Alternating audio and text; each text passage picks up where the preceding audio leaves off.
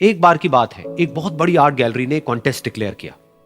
उसमें उन्होंने अनाउंस किया कि जो भी पेंटर पीस को डिपिक्ट करने वाली वर्ल्ड की सबसे अच्छी पेंटिंग बनाएगा उसको $10 मिलियन का इनाम मिलेगा। यह बात पूरी दुनिया में फैल गई और पूरी दुनिया से हजारों पेंटर्स ने अपनी अपनी पेंटिंग भेजी उस कॉन्टेस्ट में पार्टिसिपेट करने के लिए। उन हजारों पेंटिंग्स में से जो इस कॉन्टेस्ट के जजेस थे उन्होंने फाइनली 100 पेंटिंग्स को शॉर्टलिस्ट किया और उन 100 पेंटिंग्स की एक एग्जीबिशन लगाई। उस एग्जीबिशन में इन सारे पेंटर्स को तो इनवाइट किया ही किया, साथ ही साथ मीडिया वाले भी बैठे हुए थे और मीडिया वालों के साथ हजारों लोगों की भीड़ भी जमा थी। क्योंकि प्राइज अमाउंट इतना बड़ा था तो सबका इंटरेस्ट था ये जानने में कि कौन जीतेगा, कि वो पेंटिंग कैसी होगी और कौन वो पेंटर होगा जिसको इतना बड़ा अमाउंट मिलेगा।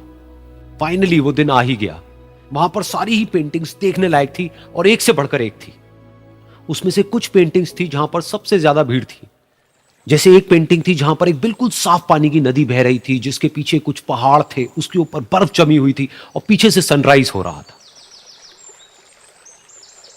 एक और पेंटिंग थी जहां पर पेंटर ने पीस को डिपिक्ट किया था फुल मून नाइट के थ्रू, यानी कि एक बिल्कुल पीसफुल लेक थी जिसका पानी बिल्कुल स्टिल था, इतना स्टिल कि उसके अंदर आप रिफ्लेक्शन देख सकते थे आसपास में जो भी कुछ था उसका, बिल्कुल एक मिरर की तरह। और बिल्कुल डार्क आसमान में कुछ तारे चमक रहे थे और एक चांद चमक रहा था।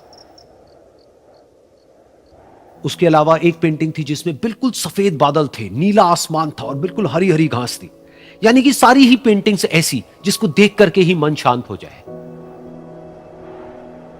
तो कॉन्टेस्ट बहुत ही टफ था क्योंकि सारी पेंटिंग्स एक से बढ़कर एक थी। तो जजेस के लिए शॉर्टलिस्ट करना कि कौन सी पेंटिंग बेस्ट है, that was very very difficult.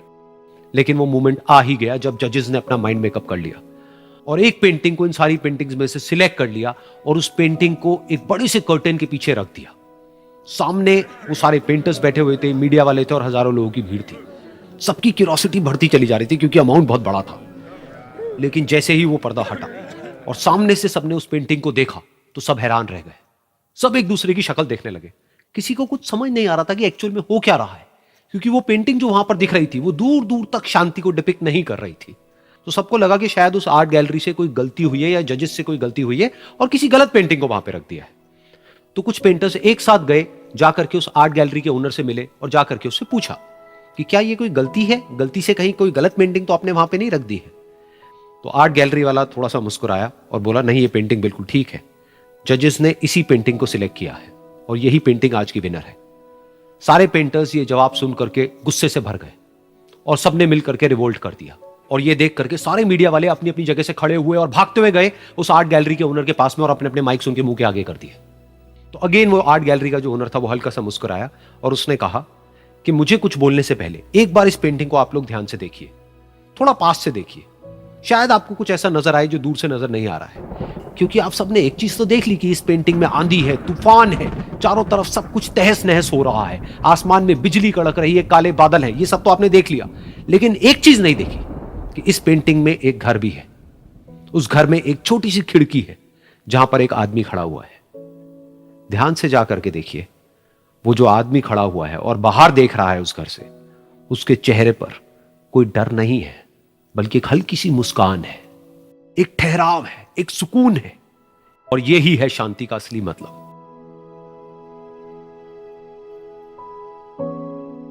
यानी कि शांति का मतलब यह नहीं है कि हमारे बाहर सब कुछ शांत है और फिर हम शांत हैं, क्योंकि वो टेम्पररी है। असली शांति का मतलब यह है कि हमारे बाहर चाहे जो कुछ भी हो रहा हो, हम अंदर से पूरी तरह से शांत हैं, हमारा मन शांत है। क्योंकि जिसका मन शांत नहीं है उसको चाहे आप कितनी भी सुंदर से सुंदर जगह पर ले जाकर के बिठा दो, वो वहां पर भी जाकर के दुखी ही रहेगा। लेकिन दूसरी तरफ से जिसका मन शांत है, उसके बाहर चाहे कुछ भी हो रहा हो, चाहे मौसम कैसा भी हो, चाहे उसके आसपास में सब कुछ तहस नहस हो रहा हो, तूफान हो, लेकिन वो अंदर से बिल्कुल शांत रहेगा। और यही है शांति का असली मतलब।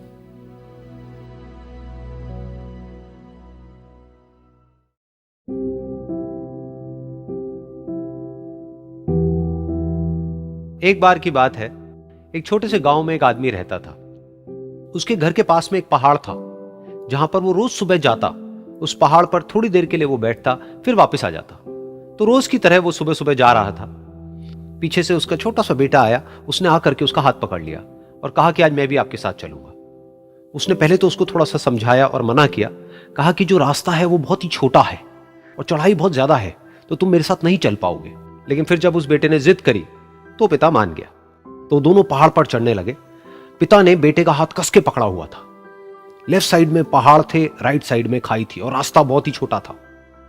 और वो पहाड़ की चोटी तक पहुंचने ही वाले थे, तभी रास्ते में एक बड़ा सा पत्थर आया। क्योंकि पिता उस रास्ते पर रोज आता था तो उसको पता था कि वहां पे पत्थर है, तो वो साइड से निकल गया। लेकिन जो बेटा था उसका ध्यान कहीं और था, तो उसका घुटना जा करके उस बड़े से पत्थर पर टकरा गया। तो फिर उस बच्चे के मुंह से एक चीख निकली, और जैसे ही वो चीखा उसकी आवाज उन पहाड़ों में गूंजने लगी। इससे पहले उस बच्चे ने कभी भी अपनी आवाज की गूंज नहीं सुनी थी, तो उसे समझ नहीं आया कि क्या हो रहा है। वो अंदर से थोड़ा सा घबरा गया। उसे लगा कि शायद कहीं कोई है जो छुप करके उसको देख रहा है और उसका मजाक उड़ा रहा है।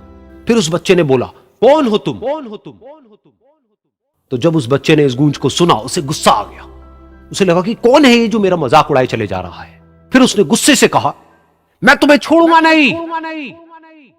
और फिर जैसे ही उसने इस गूंज को सुना, वो घबरा गया। उसके पिता समझ गए थे कि क्या हो रहा है। उसने अपने पिता का हाथ कस के पकड़ लिया और उनसे पूछा, कौन है ये जो मुझे इतना तंग कर रहा है? कौन है ये जो मुझे इतना डरा रहा है? तो उसके पिता थोड़ा सा मुस्कुराए और उन्होंने खाई की तरफ देखा और जोर से बोला, मैं तुमसे बहुत प्यार करता हूं।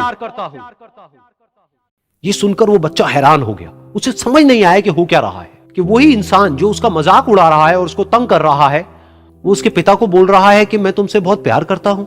तो उसके पिता ने अपने बेटे को देखा और वो समझ गए कि उसके मन में क्या चल रहा है। और फिर दोबारा उन्होंने बोला, तुम बहुत अच्छे हो। और ये सुनकर उनका बेटा भी थोड़ा सा मुस्कुराया और पूछा अपने पिता से कि ये क्या हो रहा है। और फिर उसके पिता ने अपने बेटे को समझाया, ये जो आवाज तुम सुन रहे हो ना, ये किसी और की नहीं है, ये तुम्हारी ही आवाज है जो कि पहाड़ों में गूंज रही है और तुम्हें अपनी ही आवाज सुनाई दे रही है। जैसा तुम बोलते हो ठीक वैसा ही तुम्हें सुनाई देता है। अगर तुम गुस्से से कुछ कहोगे तो पलट करके जो आवाज आएगी उसमें भी गुस्सा होगा, लेकिन अगर तुम कुछ अच्छा कहोगे तो वो आवाज भी अच्छी होगी। बिल्कुल इसी तरह से हमारी जिंदगी में भी होता है। जैसा तुम अपने मन में इस जिंदगी के बारे में सोचते हो, ये जिंदगी तुम्हारे लिए बिल्कुल वैसी ही हो जाती है। अगर तुम मन ही मन अपने आप को ये बोलते रहोगे कि मेरी जिंदगी तो बहुत ही बुरी है, तो तुम्हारी जिंदगी सच में बुरी हो जाएगी। और अगर तुम अपनी जिंदगी से प्यार करोगे तो तुम्हारी जिंदगी भी तुमसे प्यार करेगी। ये बात उस बच्चे के दिमाग में घर कर गई और फिर वो दोनों उस पहाड़ की चोटी पर गए। लेकिन बच्चे के दिमाग में यही बात घूम रही थी। और फिर वो बच्चा खिलखिला के हंसा और उसने अपने दोनों हाथ खोले और अपनी पूरी ताकत से बोला, मैं तुमसे बहुत प्यार करता हूं।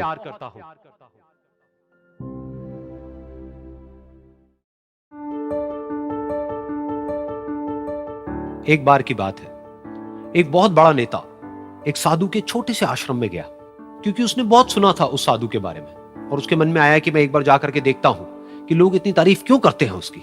तो जब वो उस आश्रम में गया तो वहां पर एक छोटा सा कमरा था जहां पर एक कालीन बिछा हुआ था। वहां पर कुछ लोग बैठे हुए थे नीचे और साधु जी सामने बैठे हुए थे। कुछ सवाल जवाब चल रहा था। तो जैसे ही वो अंदर गया, वो अकेला नहीं था, उसके साथ में 4 बॉडीगार्ड्स भी थे। और उसको ये आदत थी कि जहां पर भी वो जाता था लोग अपनी जगह से खड़े हो जाते थे, उसकी तरफ देखते थे, हाथ जोड़ते थे, अपना सर झुकाते थे। लेकिन यहां पर ऐसा कुछ भी नहीं हुआ। साधु ने उसकी तरफ देखा तक नहीं, क्योंकि वो साधु किसी के सवाल का जवाब दे रहे थे। लेकिन नेता को इस बात पे गुस्सा आ गया। नेता को लगा कि ये मेरी बेइज्जती है। तो उस नेता ने साधु की बात को बीच में ही काटते हुए थोड़ा गुस्से से कहा, मैं आपसे कुछ कहना चाहता हूं। साधु ने उसकी तरफ देखा और बोले, आप थोड़ी देर रुकिए, पहले मैं इनके सवाल का जवाब दे लूं, उसके बाद में मैं आपसे बात करूंगा। तब तक अगर आप चाहें तो आप बैठ सकते हैं। बस साधु का इतना कहने की देर थी। नेता का चेहरा गुस्से से लाल हो गया और फिर उसने अपना सारा गुस्सा उस साधु के ऊपर निकाल दिया। अभी तक वो नेता बहुत ही तमीज से बात कर रहा था, यानी कि आप कह करके बात कर रहा था। अब वो तू तड़ाक पे उतर आया। नेता ने उस साधु को कहा, तुझे पता भी है मैं कौन हूं और तू किससे बात कर रहा है? साधु ने उसकी तरफ देखा और कहा, मुझे इससे कोई फर्क नहीं पड़ता कि आप कौन हैं, लेकिन आप जो कोई भी हैं, अगर आप चाहते हैं कि मैं आपके सवाल का जवाब दूं या आपसे बात करूं तो आपको कुछ देर रुकना होगा। और साधु के ये कहते ही नेता गुस्से से पागल हो गया और वहीं सबके सामने चीखने चिल्लाने लग गया, अब मैं तुझे तेरी असली औकात दिखाऊंगा। तूने मुझसे पंगा लेकर के ठीक नहीं किया है। तुझे पता भी है मैं तेरे बारे में क्या सोचता हूं। साधु ने फिर से उसकी तरफ देखा और बड़े ही प्रेम से कहा कि मुझे इससे कोई फर्क नहीं पड़ता है कि आप मेरे बारे में क्या सोचते हैं। आप जो चाहे वो मेरे बारे में सोच सकते हैं। फिर उस नेता ने बोला कि तू चाहे सुनना चाहता है या नहीं, लेकिन मैं तुझे बताऊंगा यही सबके सामने कि मैं तेरे बारे में क्या सोचता हूं। तू एक बहुत ही घटिया इंसान है। तू कोई साधु नहीं है, तू एक ढोंगी है, पाखंडी है, और यहां पर जितने भी लोग बैठे हैं उन सबको बेवकूफ बना रहा है। तेरा बस एक ही मकसद है कि इन लोगों की जेब में जितना भी पैसा है वो सब तेरे पास में आ जाए। तू अपने फायदे के लिए इन लोगों का इस्तेमाल कर रहा है, और अब मैं तुझे नहीं छोड़ने वाला। तेरा पर्दाफाश करके रहूंगा पूरी दुनिया के सामने। लेकिन उसके इतना बोलने के बाद भी उस साधु के चेहरे पर हल्की सी मुस्कान बनी ही रही। ये देखकर वो और तिल मिला गया और उसने कहा, अब बहुत हुआ, अब मैं यहां एक मिनट भी नहीं रुकने वाला। लेकिन अभी भी तेरे पास में मौका है, अगर मुझसे माफी मांगनी है या मुझसे कुछ कहना है तो कह सकता है। इतना सब होने के बाद भी साधु बिल्कुल शांत था और उनके चेहरे पर एक मुस्कान थी। उन्होंने अपनी आंखें बंद कर ली। फिर साधु ने अपनी आंखें खोली, हाथ जोड़े और कहा कि मुझे आपसे कोई गिला शिकवा नहीं है। मेरे मन में आपके लिए कोई भी गलत ख्याल नहीं है। जो भी आपने मेरे बारे में कहा वो आपकी अपनी सोच थी, तो मुझे आप में कोई भी बुराई नजर नहीं आती है। मुझे आप एक बहुत ही भले इंसान लगते हैं। और साधु के इतना कहते ही नेताजी का दिमाग 7वें आसमान पर पहुंच गया। उनके चेहरे पर एक अजीब सी खुशी थी, क्योंकि उस साधु ने वो ही कहा जो बाकी सब लोग उस नेता को कहते हैं। और वो खुशी खुशी उस आश्रम से अपने घर की तरफ चला गया और जा करके अपने पिताजी के साथ में बैठ गया। उसके पिताजी की आंखें बंद थी और वो ध्यान में थे। पूरी जिंदगी उन्होंने सिर्फ लोगों की सेवा करी और बदले में कुछ भी एक्सपेक्ट नहीं किया। तो थोड़ी देर बाद जब उन्होंने अपनी आंखें खोली और देखा अपने बेटे को अपने साथ बैठे हुए, तो उनके बेटे के चेहरे पर आज एक अजीब सी खुशी थी जो आज से पहले उन्होंने कभी नहीं देखी थी। फिर उसने एक एक करके सब कुछ बताया कि आज क्या हुआ, किस तरह से वो आश्रम गया, वहां पर क्या हुआ, उसने क्या कहा, उन्होंने क्या कहा। तो जब इसके पिताजी ने पूरी बात सुनी तो थोड़ा सा मुस्कुराए और अपने बेटे को देख करके बोले कि उन्होंने तुम्हारी तारीफ नहीं करी है, क्योंकि उन्होंने वो नहीं कहा कि जो तुम हो, उन्होंने वो कहा कि जो वो खुद है। और तुमने जो भी कुछ उनको कहा वो नहीं कहा कि जो वो है, बल्कि तुमने वो कहा जो तुम खुद हो। यही बात वेदों में भी कही गई है, यथा दृष्टि तथा सृष्टि। ये दुनिया तुम्हें वैसी नहीं दिखती है जैसी कि ये दुनिया है। ये दुनिया तुम्हें वैसी दिखती है जैसे तुम खुद हो। जिसकी नजर जैसी है उसके लिए ये दुनिया वैसी ही है। तो अगर तुम अपनी दुनिया को बदलना चाहते हो तो उसका सिर्फ एक तरीका है, अपनी नजर को बदलो।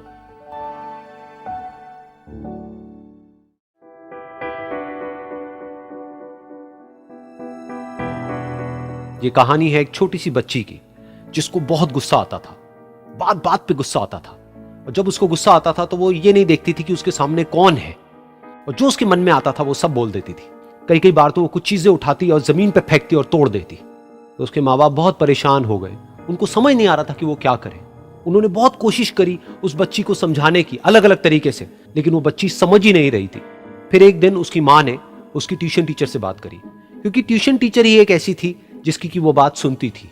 तो उसकी टीचर ने उसकी माँ की सारी बातों को सुना और उनको बोला कि आप चिंता मत करो, आने वाले कुछ दिनों के अंदर अंदर ही इस बच्ची का गुस्सा पूरी तरीके से खत्म हो जाएगा। उसकी माँ को समझ नहीं आया, लेकिन फिर भी उन्होंने कहा कि कोशिश करने में क्या जाता है। फिर उस दिन रोज की तरह जब वो टीचर आई और वो क्लास शुरू होने वाली थी, तो उसकी टीचर ने उस बच्ची से कहा कि आज हम पढ़ाई नहीं करेंगे, आज हम एक गेम खेलेंगे। तो बच्ची ये सुन करके बहुत खुश हो गई।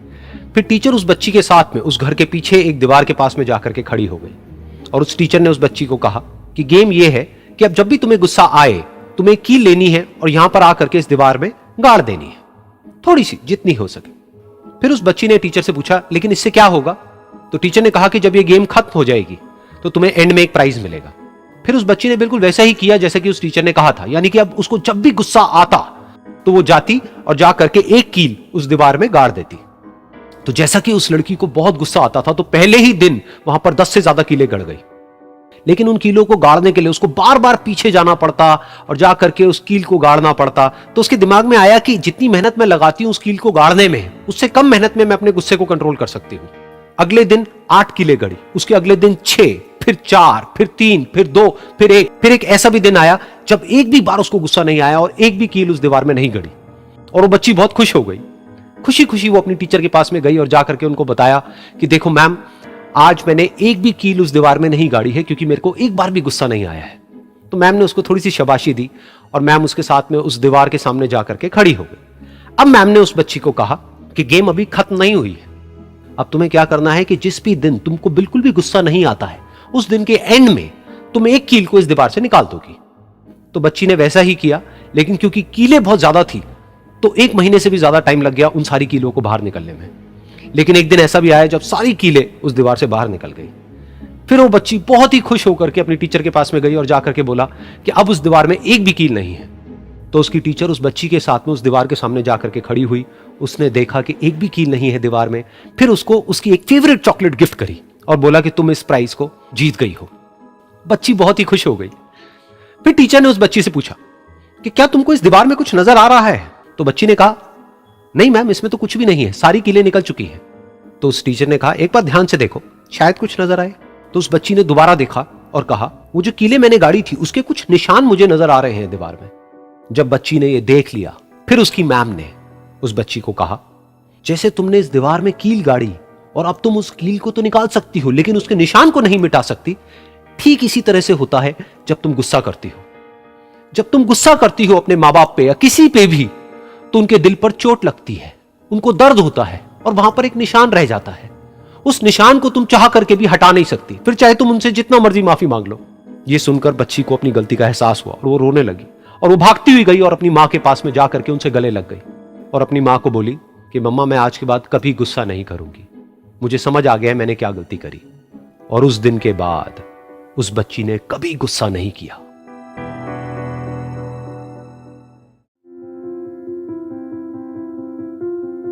एक बार एक लड़की ने एक एंट्रेंस एग्जामिनेशन को क्रैक करने की बहुत कोशिश करी, बहुत मेहनत करी, लेकिन उसके बाद भी वो उसको क्रैक नहीं कर पाई, जिसकी वजह से वो अंदर से पूरी तरह से टूट गई, बहुत परेशान रहने लग गई, दुखी रहने लग गई। उसके पिता से अपनी बेटी की यह हालत देखी नहीं गई। फिर उन्होंने एक दिन अपनी बेटी को बुलाया और उन्होंने अपनी बेटी को कहा कि तुम मेरे साथ एक बार किचन में चलो, मुझे तुम्हें कुछ दिखाना है। किचन में पहले से ही उन्होंने गैस स्टोव के ऊपर 3 बोल रखे हुए थे।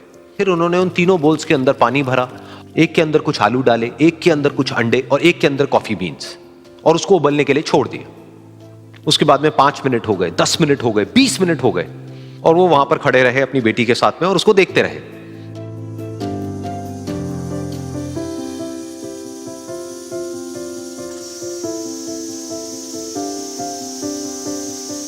तो बेटी अंदर से थोड़ी सी इरिटेट होने लग गई, कहती है क्या कर रहे हो आप? तो उसके पिता ने कहा कि सिर्फ 1 मिनट और रुको, तुमको सब समझ आ जाएगा। फिर उसके बाद में एक एक करके उन्होंने गैस स्टोव को बंद किया और जो पहला बोल था उसमें से आलू निकाले और निकाल करके एक प्लेट पे रख दिए।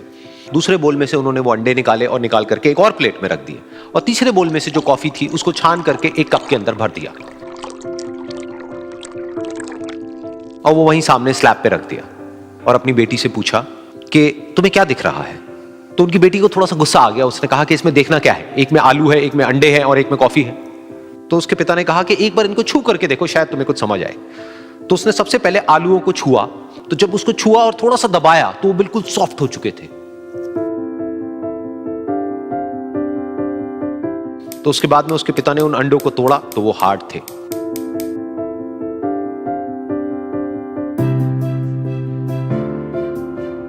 और फिर उसके पिता ने वो कॉफी वाला कप उठाया और अपनी बेटी को कहा कि एक बार इसको सूंघ करके देखो।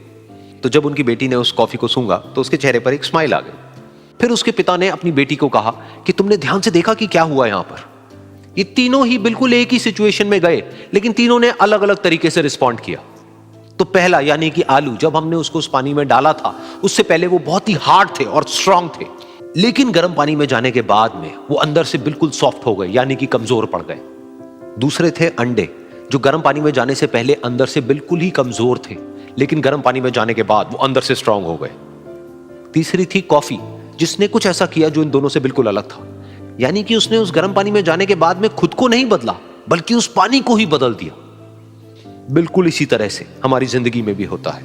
तुम्हारे ऊपर है कि तुमको इन तीनों में से क्या बनना है।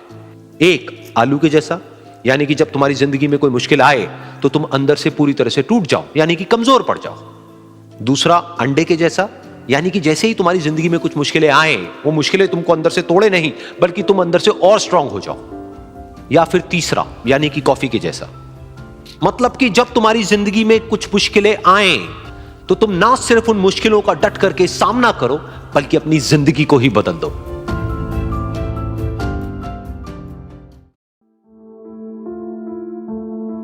ये कहानी है दो दोस्तों की जो कि एक छोटे से गांव में रहते थे।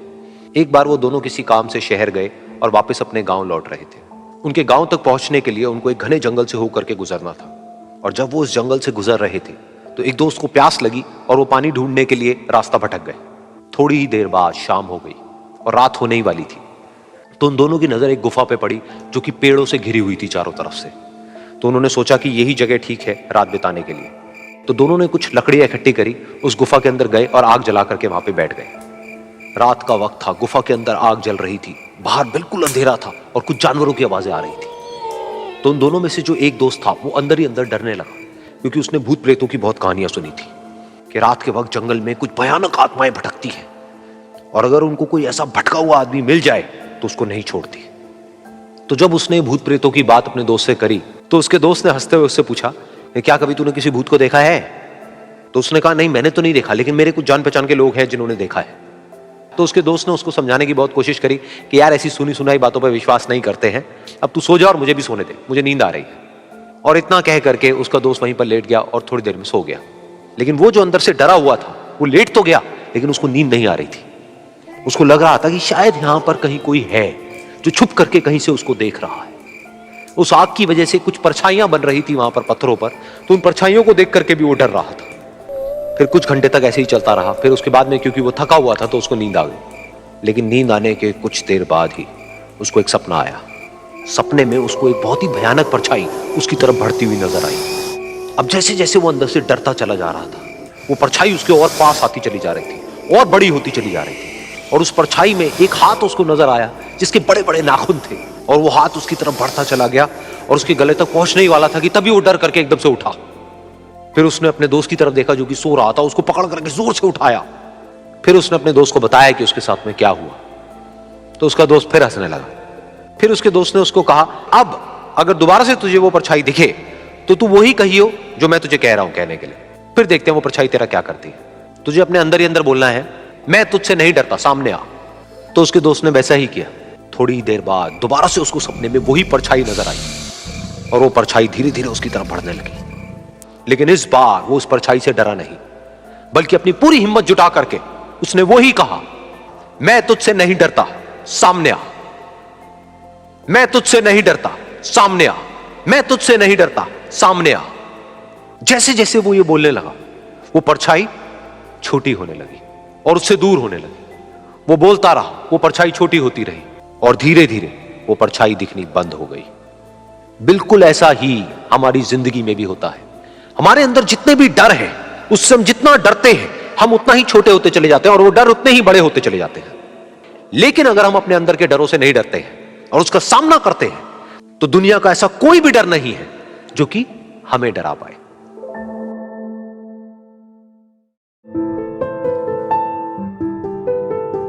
एक बार की बात है, कुछ साइंटिस्ट ने मिलकर के एक बहुत ही इंटरेस्टिंग एक्सपेरिमेंट किया। उन्होंने क्या किया कि एक बहुत बड़ा सा पिंजरा लिया, उसके अंदर 5 बंदरों को रख दिया और वहां पर एक सीढ़ी लगा दी। उस सीढ़ी के टॉप पर कुछ केले रख दी।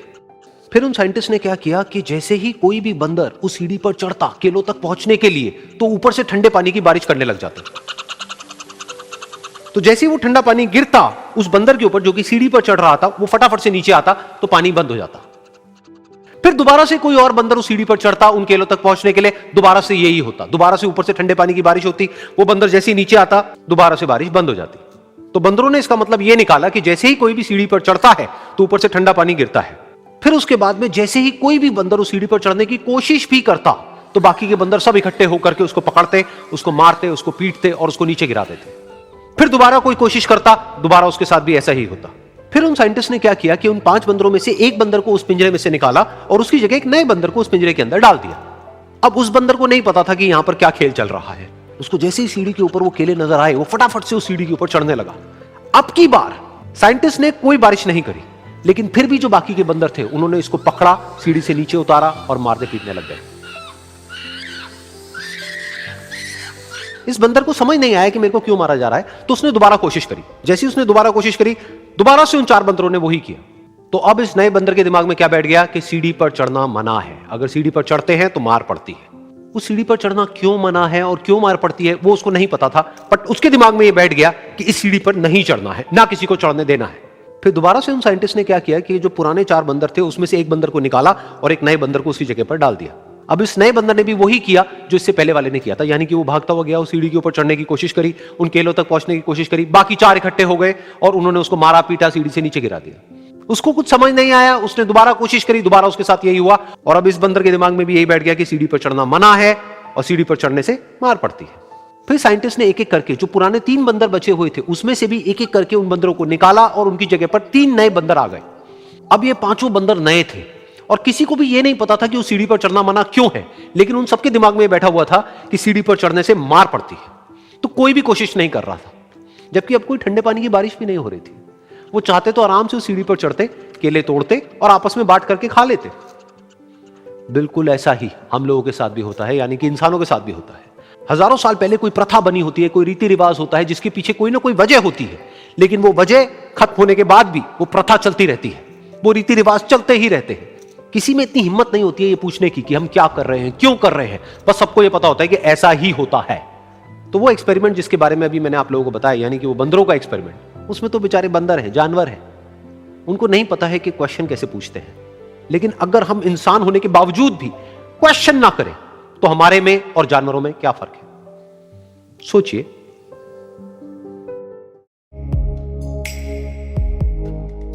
एक छोटा सा गांव था, वहां पर एक आदमी पहाड़ पर पत्थर तोड़ने का काम करता था। उसको अपनी जिंदगी से कोई गिला शिकवा नहीं था। पूरा दिन वो काम करता, मेहनत करता, दिन के एंड में जो थोड़ा बहुत पैसा मिलता वो जा करके अपने परिवार के साथ में थोड़ा सा टाइम स्पेंड करता और चैन से सो जाता। तो एक दिन रोज की तरह वो अपना काम खत्म करके अपने घर की तरफ जा रहा था, तो रास्ते में चलते चलते उसके मन में ख्याल आया कि ये भी कोई जिंदगी है कि सुबह से शाम तक मैं पत्थर तोड़ने का काम करता हूं और एंड में मेरे को थोड़े से पैसे मिलते हैं, जिसमें मुश्किल से मेरा और मेरे परिवार का गुजारा हो पाता है। काश कुछ ऐसा हो जाए कि कहीं से मुझे कोई ऐसी शक्ति मिल जाए कि जो भी मैं चाहता हूं वो सच हो जाए। वो अपने घर पर गया, उसने खाना खाया, लेकिन उसका ध्यान खाने की तरफ नहीं था, उसके दिमाग में यही ख्याल चल रहा था। उसके बाद में वो यही सोचते सोचते सो गया। फिर नींद आने के कुछ देर बाद उसको एक सपना आया। सपने में उसने देखा कि रोज की तरह वो अपना काम खत्म करके अपने घर लौट रहा था। रास्ते में उसने एक बहुत ही बड़ा घर देखा और उसके मन में आया कि काश ये घर मेरा होता और मैं इसका मालिक होता। और उसके ये सोचते ही वो उस घर का मालिक बन गया। उसको यकीन ही नहीं हो रहा था कि जो उसने सोचा वो बन चुका है। लेकिन उसकी खुशी ज्यादा देर नहीं टिक पाई, क्योंकि उसको एकदम से एक शोर सुनाई दिया। उसने अपने घर के बाहर देखा कि एक बहुत बड़ी रैली निकल रही है, जिसमें बीचों बीच एक पॉलिटिशियन है जो ऐसे ऐसे हाथ हिला रहा है, और वहां पर जितने भी लोग खड़े थे सब उसके नाम के नारे लगा रहे थे, उसके आगे हाथ जोड़ करके खड़े थे, सब उसको देखने के लिए तड़प रहे थे। तब उसको यह एहसास हुआ कि मैं कितना छोटा हूं उसके आगे। और फिर उसके अंदर से एक ख्याल उठा कि काश मैं ये पॉलिटिशियन होता और मेरे पास भी इतनी ही पावर होती जितनी कि इसके पास में है। बस उसका इतना सा सोचने की देर थी, वो पॉलिटिशियन बन गया। उसकी खुशी का ठिकाना नहीं था, क्योंकि उसके आसपास में हजारों लोगों की भीड़ थी और सब उसको देखने के लिए तरस रहे थे, तड़प रहे थे। लेकिन उसकी ये खुशी भी ज्यादा देर नहीं टिक पाई। धूप बहुत ही तेज थी और उस पॉलिटिशियन को आदत नहीं थी इतनी गर्मी में रहने की, तो उस धूप की वजह से उसको चक्कर आ गए और वो बेहोश होकर के गिर गया। फिर उसको एहसास हुआ कि ये पॉलिटिशियन सबसे ताकतवर नहीं है, ये जो सूरज है ये सबसे ताकतवर है। और उसके मन में आया कि काश मैं ये सूरज बन जाऊं तो मेरे आगे कोई नहीं टिक पाएगा। और उसका इतना सा सोचने की देर थी और वो सूरज बन गया और वो खुशी से पागल हो गया, क्योंकि पूरी दुनिया को वो ही रोशन कर रहा था और पूरी दुनिया में ऐसा कोई नहीं था जो कि उसकी रोशनी को रोक सके। लेकिन उसकी ये खुशी भी ज्यादा देर टिक नहीं पाई, क्योंकि कुछ ही देर बाद आसमान में कुछ काले बादल आए जिन्होंने कि उस सूरज की रोशनी को रोक दिया। फिर उसको यह एहसास हुआ कि इस दुनिया में ऐसा भी कोई है जिसमें दम है उसकी रोशनी को रोकने का। और उसके मन में एक ख्याल उठा कि काश मैं वो बादल बन जाऊं। और वो बादल बन गया और आसमान में उड़ने लगा। उसको ऐसा लगा कि मैं आसमान में उड़ रहा हूं और अब मैं जहां चाहे वहां जा सकता हूं। लेकिन कुछ देर बाद वहां पर एक बहुत तेज हवा का झोंका आया जो कि उन बादलों को उड़ा करके ले गया। अब फिर उसे ये समझ आया कि ये जो बादल हैं वो सूरज की रोशनी को तो रोक सकते हैं, लेकिन हवा को नहीं रोक सकते। ये हवा उनको बहा करके ले जाती है। फिर उसके मन में आया कि काश मैं ये हवा बन जाऊं, और वो हवा बन गया। हवा बनने के बाद में उसको अपने अंदर एक अलग ही ऊर्जा का अनुभव हुआ। वो चाहे तो आराम से बहता और चाहे तो आंधी बन करके, तूफान बन करके, जिसको भी चाहे उड़ा करके ले जाता। उसको ये विश्वास होने ही लगा था कि इस दुनिया में सबसे ज्यादा शक्तिशाली मैं हूं। लेकिन तभी उसके सामने आया एक पहाड़। उसने अपनी पूरी ताकत लगा दी, लेकिन उस पहाड़ को वो इतना सा भी नहीं हिला पाया। तब उसको यह एहसास हुआ कि इस दुनिया में कोई है जो हवा से भी ज्यादा शक्तिशाली है, जिसमें दम है उस हवा को रोकने का। फिर उसके मन में आया कि काश मैं ये पहाड़ होता, और वो पहाड़ बन गया। लेकिन हर बार की तरह इस बार भी उसकी खुशी ज्यादा देर तक नहीं टिक पाई। उसको एक जानी पहचानी सी आवाज सुनाई दी और साथ ही साथ उसको दर्द होने लगा, जैसे कि कोई है जो उसको तोड़ रहा है, उसको मार रहा है। तो दर्द से वो चीखने लगा और उसके मन में आया कि काश मैं वो बन जाऊं क्योंकि इस पहाड़ को तोड़ने का दम रखता है। लेकिन इस बार उसकी ये ख्वाहिश पूरी नहीं हुई। वो रोने लगा, चीखने लगा, चिल्लाने लगा, उसने अपनी पूरी जान लगा दी, लेकिन इस बार वो नहीं बन पाया। उसका दर्द बढ़ता ही चला जा रहा था और दर्द की वजह से एकदम से उसकी नींद खुली और सामने शीशा था। उसने शीशे में देखा और उसको समझ आया कि सपने में मैं वो क्यों नहीं बन पा रहा था जो मैं बनना चाहता था, क्योंकि असलियत में मैं वो ही हूं।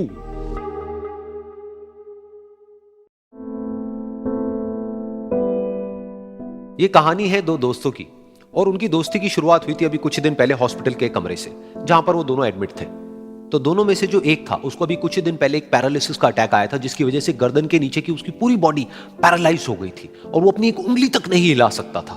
और पूरे दिन जो भी नर्स उसके पास में आती वो उसको एक ही बात कहता कि मुझे कोई ऐसा इंजेक्शन दे दो जिससे कि मैं मर जाऊं, अब मैं और जीना नहीं चाहता, ऐसी जिंदगी का मैं क्या करूंगा। तो उसका जो दोस्त था उस कमरे में, क्योंकि वो चल फिर सकता था, तो रोज सुबह और रोज शाम को उस कमरे में खिड़की थी, उसके पास में जाकर के खड़ा हो जाता और अपने दोस्त को बताता कि उस खिड़की के बाहर क्या चल रहा है। बिल्कुल नीला आसमान है, सफेद बादल है, हल्की हल्की हवा चल रही है और कुछ पंछी उड़ रहे हैं। एक बहुत ही सुंदर बीच है जहां पर कुछ बच्चे मिट्टी के घरौंदे बना रहे हैं।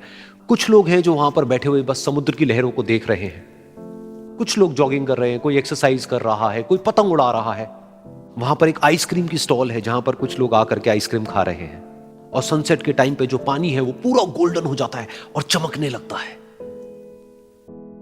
तो शुरू में तो जब उसने वो सब बताना शुरू किया तो उसके दोस्त के ऊपर ज्यादा असर नहीं हुआ, लेकिन धीरे धीरे उसके अंदर जीने की चाह जागने लगी। अब वो सुबह का इंतजार करने लगा कि जल्दी से सुबह हो और मेरा दोस्त मुझे बताए कि आज यहां पर क्या हो रहा है। कुछ दिन तक ऐसे ही चलता रहा। फिर एक दिन जब वो सुबह उठा तो उसने देखा कि सामने वाला बेड खाली है। फिर उसने नर्स को बुलाया और उससे पूछा कि क्या वो डिस्चार्ज हो गया है। तो नर्स ने कहा कि आपको तो उन्होंने बताया होगा, उनके पास कुछ ही दिन बाकी थे और कल रात को ही उनकी डेथ हो गई है। ये सुन करके उसके अंदर की उम्मीद पूरी तरह से टूट गई, क्योंकि सिर्फ उसका दोस्त ही था जिसने उसको बाहर की दुनिया से जोड़ा हुआ था, जिसकी वजह से वो जान पाता था कि बाहर क्या हो रहा है और ये दुनिया कितनी खूबसूरत है। तो कुछ दिन तक तो वो रोता रहा और उसने जीने की चाह छोड़ दी। लेकिन दूसरी ही तरफ से उसके अंदर कहीं ना कहीं एक नई चाह पैदा हुई कि काश मरने से पहले एक बार मैं खुद अपनी आंखों से देखूं इस खिड़की के बाहर कि दुनिया कैसी है। जैसे जैसे उसकी ये चाह बढ़ने लगी, उसको अपने अंदर एक अजीब सी एनर्जी महसूस होने लगी। और फिर एक दिन उसने अपनी पूरी ताकत लगा दी और किसी तरीके से वो बेड से नीचे गिरा और पकड़ पकड़ करके किसी तरह से उस खिड़की तक पहुंचा। फिर उस खिड़की को पकड़ करके वो खड़ा हुआ और खिड़की के बाहर देख लिया। लेकिन खिड़की के बाहर देखते ही वो गुस्से से भर गया। उसने जोर से नर्स को आवाज लगाई और जैसे ही नर्स आई उसने नर्स से पूछा, ये तुमने क्या किया, ये खिड़की के बाहर काली दीवार क्यों खड़ी कर दी। तो नर्स को समझ नहीं आया वो क्या बोल रहा है और वो बोली कि मुझे 5 साल हो गए हैं यहां पर, जब से मैं आई हूं तब से तो ये काली दीवार यहां पर है। तब जाकर के उसको समझ आया कि उसका वो दोस्त उससे झूठ बोल रहा था। और उसने नर्स से पूछा, अगर ये काली दीवार पिछले 5 साल से यहां पर है तो मेरे दोस्त ने मुझसे झूठ क्यों कहा। तो नर्स थोड़ा सा मुस्कुराई और बोली कि मैं ये तो नहीं जानती कि उन्होंने आपसे झूठ क्यों कहा, लेकिन मैं इतना जरूर जानती हूं कि जो भी कुछ उन्होंने आपसे कहा उसी वजह से आप अभी अपने पैरों पर खड़े हैं। तो इस कहानी से हमको यह सीखने को मिलता है कि जो हमारे शब्द हैं, जो हमारे वर्ड्स हैं, जो हम अपने मुंह से बाहर निकालते हैं, उसमें इतनी पावर है जिसकी कोई हद नहीं है। वो किसी आदमी को गिरा भी सकते हैं और उसको उठा भी सकते हैं। तो अब आपके ऊपर है कि आप अपनी इस पावर को यूज करते हो या मिस यूज करते हो।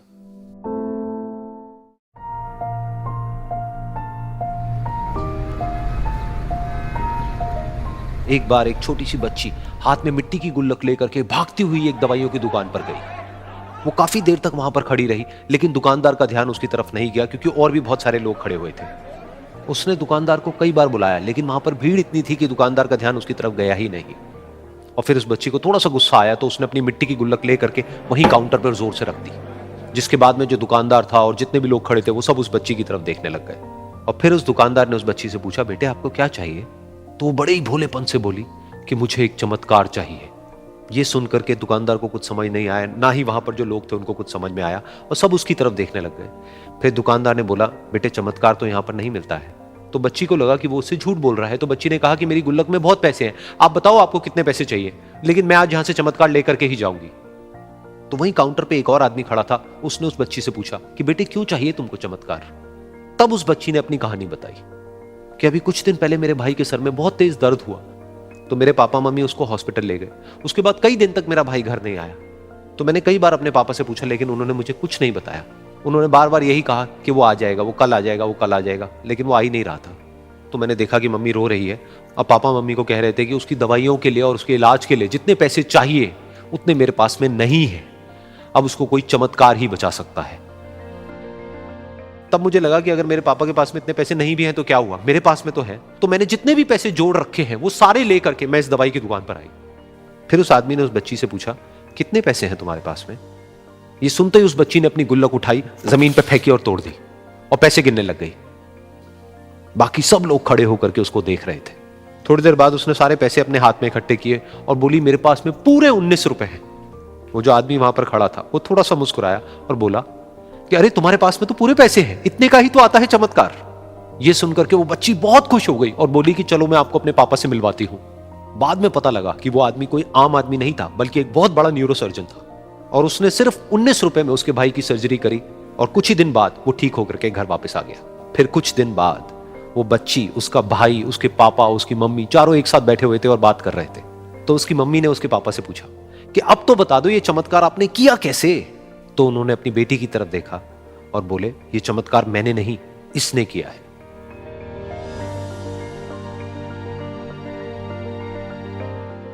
तो यहां पर एक बहुत बड़ी बात है जो हम उस छोटी सी बच्ची से सीख सकते हैं कि जिंदगी में कभी कभी ऐसा होता है कि हमको कोई रास्ता नजर नहीं आ रहा होता है और हम लोग हिम्मत हार जाते हैं। तब हमारे अंदर एक बच्चा होता है जो कोशिश करने से कभी भी पीछे नहीं हटता है। वो हार मानने को तैयार नहीं होता है क्योंकि उसको ना शब्द समझ नहीं आता है। वो बच्चा जिसके लिए कुछ भी नामुमकिन नहीं है, क्योंकि वो हर हाल में कोशिश करता ही रहता है।